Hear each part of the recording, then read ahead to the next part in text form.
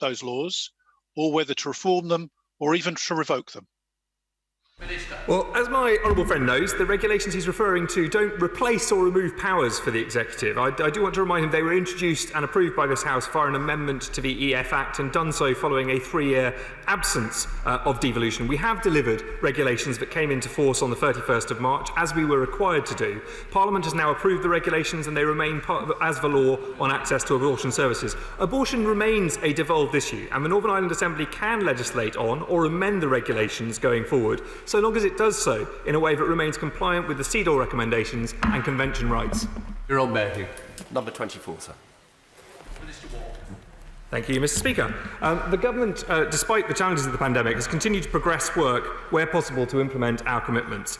These include helping to end the nurses' pay dispute, launching and progressing the recruitment process for a Veterans Commissioner, releasing £553 million of funding out of the £2 billion made available to progress implementation, and making changes to immigration rules. We'll also be restarting the process with the Executive for organising a joint board which will provide quarterly reviews of the UK Government funding provided under the deal.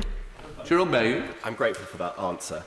Now that COVID and our response to it is thankfully less all-consuming, does my honourable friend agree with me that now is the time to see some real progress from the Northern Irish Executive?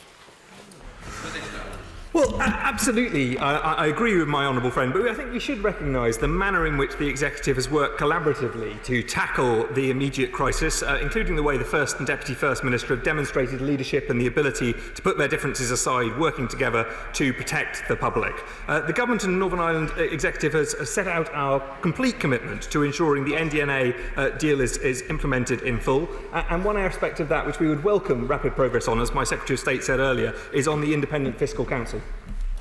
That completes the questions for Northern Ireland. We are now going to head to the oral questions to the Prime Minister, and we're going to start with Sarah Atherton. Question 1, Mr. Speaker. Mr. Speaker, this morning I had meetings with ministerial colleagues and others. In addition to my duties in this House, I shall have further such meetings later today. Sarah Atherton. Mr. Speaker, my constituents in Wrexham welcome the announcement by the Chief Medical Officers of Wales, Scotland, Northern Ireland and England to reduce the UK COVID alert level from 4 to 3. Indeed, through my work at the Wrexham Marlow Hospital, I have seen a reduction in the number of COVID-positive cases needing to be treated. So does the Prime Minister agree with me this UK-wide approach is what works, and we need to continue to do this to beat the pandemic? Yeah. Well, Mr. Speaker, first of all, can I personally pay tribute to her for the shifts that she has put in throughout the pandemic, and of course to thank all her colleagues at the Wrexham Marlow Hospital, which I know, and to say that that is indeed the way in which we will beat the pandemic, by working together across all 4 nations of our country. We now come to the Leader of the Opposition, the Right Honourable Keir Starmer. Thank you, Mr. Speaker. Yesterday, the Government announced the next stage of easing lockdown restrictions. If that plan's to work, and we want it to work, we need an effective track, trace and isolate system.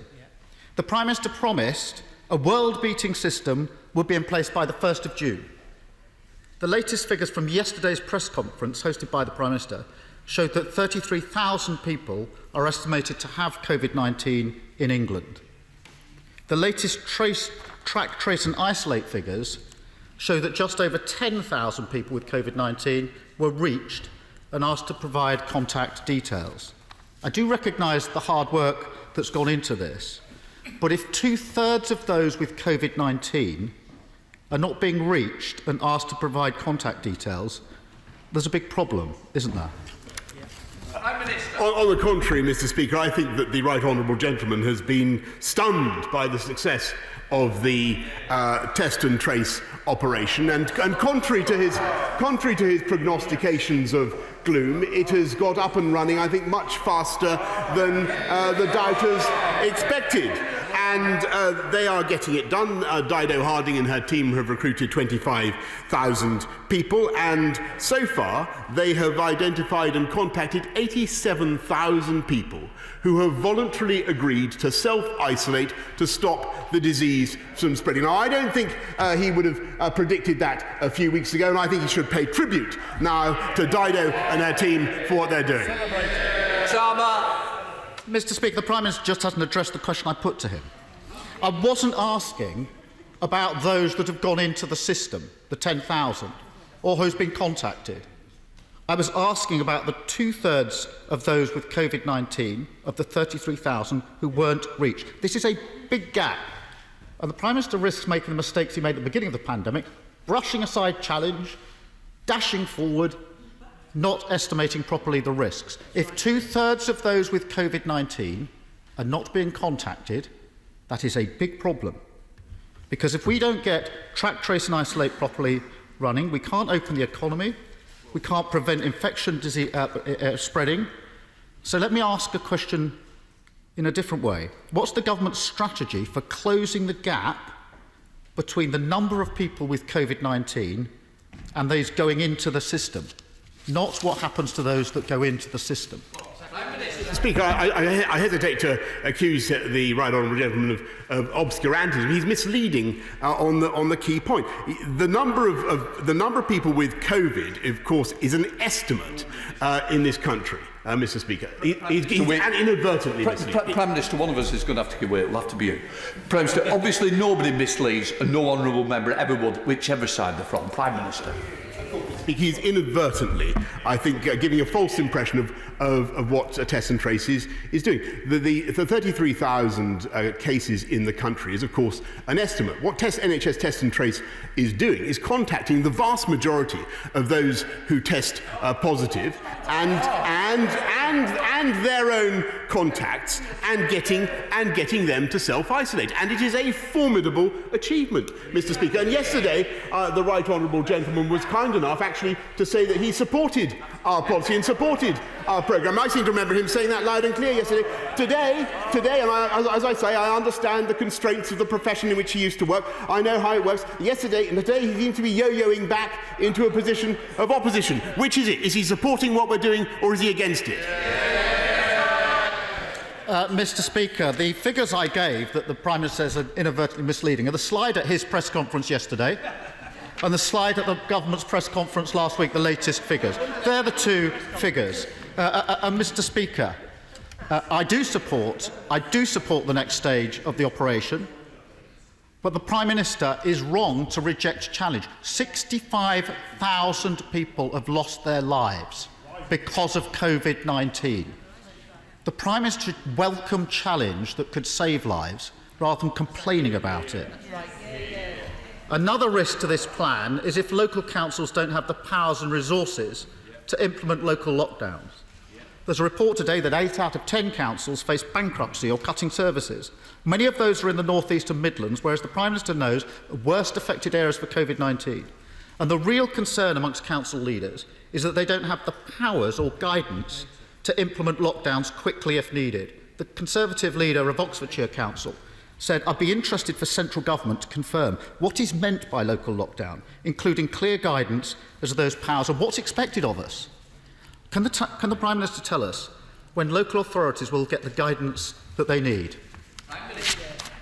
Mr. Speaker, everybody understands, and we've seen it already across the country, when there are local outbreaks, for instance in Weston-super-Mare or in GP surgeries in North London, there have been local lockdowns, local crackdowns. We have a very effective cluster-busting operation, which is designed to ensure that we keep those outbreaks under control. Local councils understand how to do it with the local resilience forums, backed up by the Joint Biosecurity Centre. That is how it works, and that is how it is going to work. And it is a very effective way of keeping this disease under control. I'm not going to pretend to him or to the House that this thing is beaten or that the virus has gone away, because clearly that is not the case. We have to remain extremely vigilant, and local councils will be supported in doing their vital work in implementing local lockdowns.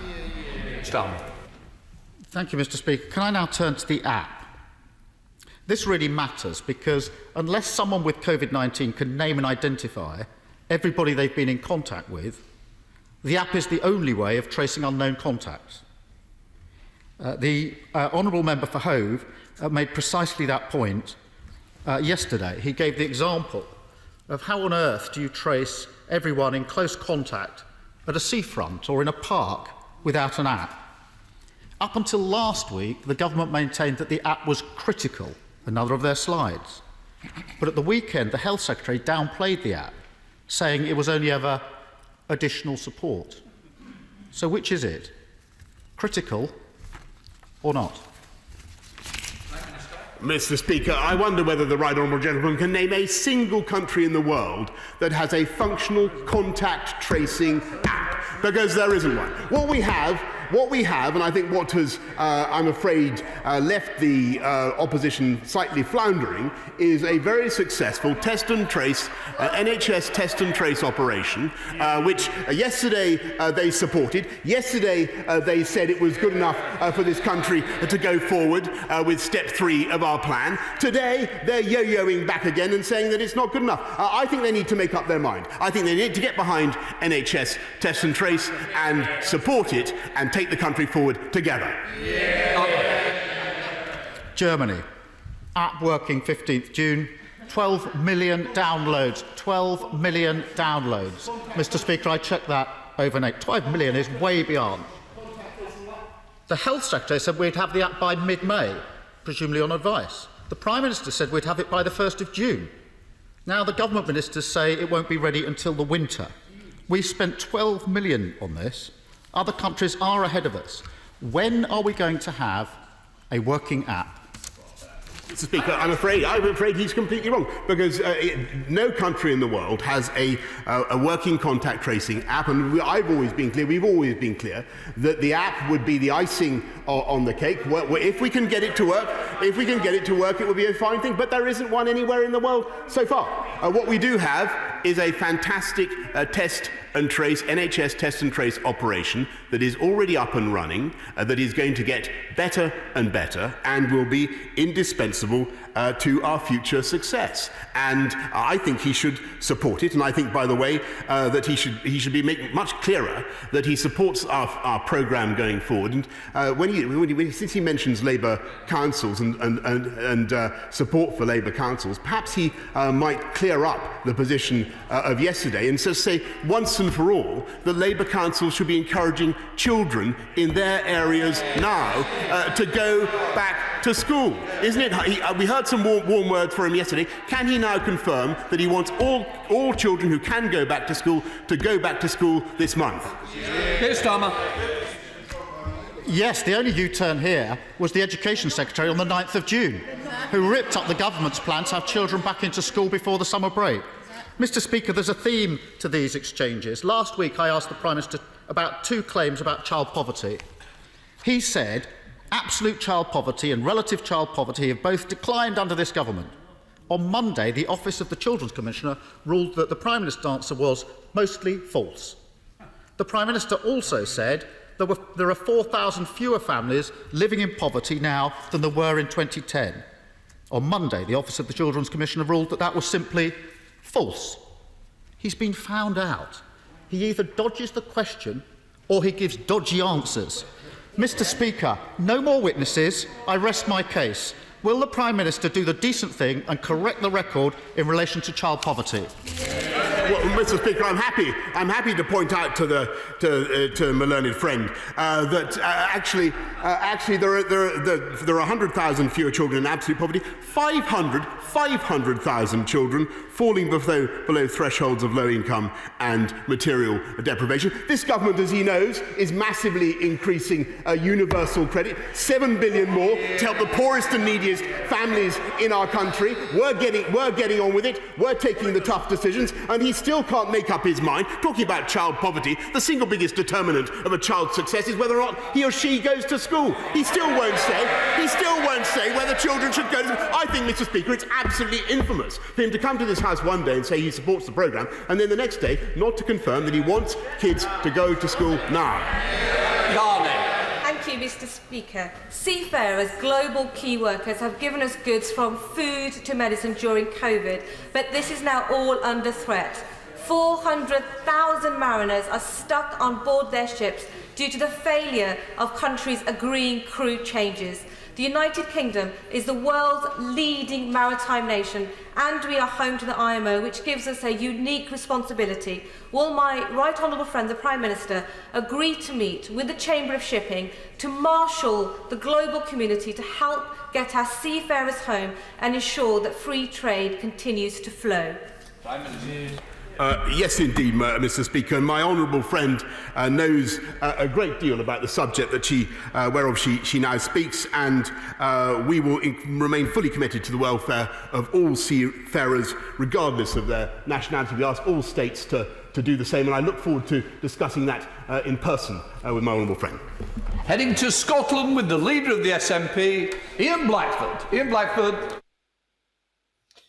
Thank you, Mr. Speaker, and I'm sure the whole House will want to join with me in passing on condolences to the family of the 3 children that sadly lost their lives in a house fire in Paisley last Friday evening. Fiona, Alexander and Philip Gibson. Such a terrible tragedy. Mr. Speaker, this morning we heard growing concerns from medical experts about the real risk of a second wave of COVID-19. At the same time, experts at the Fraser of Allender Institute outlined the scale of the economic challenges ahead with a raft of redundancies and business closures if financial support is withdrawn. And they warned that measures that risk a second wave of the virus would delay recovery in Scotland until 2024. This health and economic emergency requires an unprecedented response. On Monday, the Scottish Government's Economic Advisory Group, led by independent business leaders, published their initial analysis to secure a strong recovery. Will the Prime Minister welcome these efforts in finding a way forward out of this economic crisis? Yes, indeed, Mr. Speaker. I will be only too happy to study the documents which the right honourable gentleman refers. Ian Blackford. I'm grateful to the Prime Minister for that answer, and I'm glad that he agrees that we need to take every action to study and aid the economic recovery. And I'm sure that he's aware that the Scottish Advisory Group has called for an accelerated review of the devolved fiscal framework. Crucially, it has supported a significant increase in access to capital to stimulate an investment-led recovery in Scotland. Scotland can make different choices and invest in a strong recovery, but we can only do it with the necessary financial powers. Our First Minister and our Finance Secretary have already made a request for more borrowing powers. Will the Prime Minister implement the recommendations of these business leaders and give the Scottish Parliament the economic powers it needs to fuel a recovery in the wake of the pandemic? Or will the Prime Minister put Scotland's economic recovery at risk? Well, I respectfully remind the right honourable gentleman that the Scotland has so far received, as part of our UK campaign against coronavirus, £3.8 billion now in Barnett consequentials, a fact that I'm sure is seldom off his lips in his discussion with his SNP colleagues. We will continue to invest massively in Scotland because Scotland, like the whole of the UK, benefits from being part of the oldest and most successful political partnership anywhere in the world. And I congratulate the SNP, by the way, on their U-turn, which could be, I think, copied with advantage by our friends on the front bench opposite, on their U-turn on education and getting all kids into school. Thank you, Mr. Speaker. The people of Keighley and I are sick of drug gangs openly selling drugs across Keighley's streets, but also grooming young, innocent children to do their dirty work. Can the Prime Minister update me as to what progress is being made to deliver on our manifesto commitment to ensure West Yorkshire Police have the resources and personnel they need to tackle these drug dealers who are infecting Keighley's soul? My honourable friend is absolutely right to point out the evil that is done by drugs gangs around the whole country, and the County Lines operations have spread across our country, and we must roll them up. That's why we're tackling them directly with every technological resource at our disposal, and that's why we are making sure that we invest in another 20,000 more police officers going to Keighley and across the country as well. Double Roberts. No, Levarif. COVID-19 has now broken out in 3 Welsh food factories. There are 200 cases in Llangefni and Ynys Môn, 70 in Wrexham and 34 in Merthyr Tydfil. A plant in Germany has also seen 1,500 workers test positive. The difference there, of course, is that German employees get sick pay worth 100% of their salary. Here, workers get sick pay, which will be worth, on average, perhaps 20% of their salary. They will lose 80% of their salary. These are low-paid workers. For any future local lockdown to succeed, people need to be supported. Will he now commit to local furlough-like schemes for self-isolating workers? Well, Mr. Speaker, as I said in my statement yesterday, we do. I mean, I think the job retention scheme, the coronavirus job retention scheme, the furlough scheme, what we've done for self-employed people, which has also been very considerable, the expansion of universal credit. These have been massive commitments by our government to the workforce of this country. We will continue to make those commitments, and I stress, as I said yesterday, that if we have to move back, and obviously we don't want to, but if we have to move back to local or indeed national lockdowns, then nobody should be penalised for doing the right thing. So that's her answer. Caroline Nansen. Thank you, Mr. Speaker. Eastbourne's dependence on tourism and its position as a coastal community mean that it has been particularly hard hit. Indeed, this very weekend we were to stage our international tennis tournament, which puts us on the map and brings in millions of pounds. In that light, can I ask my right honourable friend, the Prime Minister, if he would look at a reduction in VAT so that the hospitality sector can get back on its feet and can be part of the recovery and get our country moving? Well, Mr. Speaker, as I will certainly look at all proposals that she makes on taxation. No, she must know they're a matter for the Chancellor and for the next budget. Though what we've already done is to give business rate holidays, pushing back business rates right till the end of next year, a huge coronavirus loans, bounce back loans, grants of 25,000 for every business. What we will also do is support tourism across the whole of the UK, and I hope that she will raise the welcome sign, put the welcome sign above Eastbourne this summer, so that people can enjoy its attractions. Yeah. We're going to South Wales with Jessica Morden. Jessica Morden. Thank you, Mr. Speaker. In order to access benefits quickly, people with unpredictable terminal conditions like motor neurone disease are having to prove they have 6 months or less to live, and they risk losing their benefits altogether if they live longer than 3 years. A year has now passed since the government announced its review into access to benefits for terminally ill people, but still no progress. When is the government going to act? Well, Mr. Speaker, we've massively increased our spending on universal credit, but as she raises an important point about access to benefits for terminally ill people, I will undertake, if I may, Mr. Speaker, to revert to her as soon as possible by writing. Aaron Bell. Thank you, Mr. Speaker. I have the honour to represent the market town of Newcastle-under-Lyme, and I'm very pleased to inform the Prime Minister that our markets are now back. However, the town is also very proud of its hospitality sector. It has purple flag status, recognising the quality of its early evening and nighttime economy, the pubs, the clubs, the restaurants and the cafes. I know they will hugely welcome what the Prime Minister said yesterday, but he knows they will need further support in the months ahead. And can I ask him what the government intends to do to support the hospitality sector? Well, Mr. Speaker, I refer my honourable friend to what I said to our honourable friend from Eastbourne just now. We will continue to support the hospitality sector in all the ways that I described. But of course, what could also happen is that people in Newcastle-under-Lyme could be encouraged to enjoy themselves sensibly in a COVID-secure way and keep the purple flag flying above Newcastle. Heading to Scotland with Dr. Philippa Whitford. Dr. Philippa Whitford. Thank you very much, Mr. Speaker. The ongoing impact of COVID on international travel threatens over 100,000 jobs in the aerospace industry, including hundreds in my own constituency. Will the Prime Minister commit to protecting vital aerospace jobs and invest in a green aviation recovery to reduce future carbon emissions?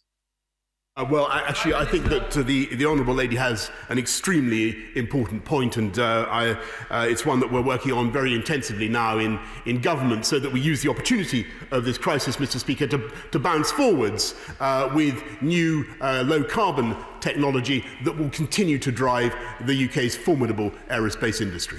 Thank you, Mr Speaker. I've been contacted by Coatesbatch and Shall Parish Councils, along with the excellent HDC councillor Jonathan Bateman, about a proposed new waste processing facility in my patch. All I ask the Prime Minister is if he would help me organise a meeting with the relevant minister so that I can put forward the views of my constituents on this issue. Well, Mr Speaker, we have, of course, invested a huge amount in South Leicester. The Local Growth Fund is expected to deliver 2,700 jobs, 5,000 new homes. But as I'm sure the House will understand, this is a planning decision, which this government obviously cannot involve itself. Heading to Bedford with Mohammed Yassin. Mohammed Yassin. Thank you very much, Mr Speaker. Public Health England and the Joint Biosecurity Centre are undergoing a deep dive in Bedford to understand why the infection rate in my constituency is so high. The Pillar 2 commercial mass testing cases are still not being included in the individual totals for England. How does the Prime Minister know the people of Bedford and Kempston are safe to embrace his new lockdown easing measures when he doesn't know how many people are infected with coronavirus? Well, Mr Speaker, as I think the Leader of the Opposition himself confirmed just now, we do have a pretty good estimate of what's happening in the country. Overall, we think the numbers have moved down from, say, 1 in 400 4 weeks ago to maybe 1 in 1,700 today. Mr Speaker, the incidence continues to decline. It continues to decline across the country. Where there are particular outbreaks, particular hotspots, such as in Bedford or elsewhere, we now have the resources of our test and trace operation, the Joint Biosecurity Centre, which are getting better and better the whole time to implement those local crackdowns and cluster-busting operations. Mr Speaker, many market traders and independent business owners in Aylesbury have told me how much they appreciate the tremendous help that they've received from the government during the coronavirus crisis. But we do know that, sadly, many people will still lose their jobs in the months ahead. And I wonder if my right honourable friend could ensure that government departments will work together to provide both the resource and the expertise that's necessary for people to learn new skills so they're fully equipped to take on new and different types of work in the future. Yes, indeed, Mr Speaker. I thank him for what he's doing to represent his young constituency. It's very vital that during what will unquestionably be economically difficult times, we invest in people's skills. We're not just investing in training through our new £2.5 billion National Skills Fund. We also want to encourage as many in-work placements as possible and get people the live experience that they need. John Speller. Prime Minister, the rehabilitation of offenders is supported right the way across the political spectrum. Yet the current operation of the Disclosure and Barring Service is a major obstacle to people turning their lives around. It's inefficient, unfair and frankly discriminatory. The Lammy report dealt with this in some depth nearly 2 years ago. So we don't need any more commissions or inquiries. We need action and an end to the endless Home Office obstruction and delay. You can break this logjam, Prime Minister. Will you do it? Well, actually, Mr Speaker, the right honourable gentleman raises an incredibly important... Any MP knows that we'll have had very hard cases caused by the DBS system. It is important for the protection of children and young people, but we are considering the Supreme Court's judgment and will be setting out our opinion in due course. Thank you, Mr Speaker. May I welcome my right honourable friend's announcement yesterday that we can start to reopen our economy?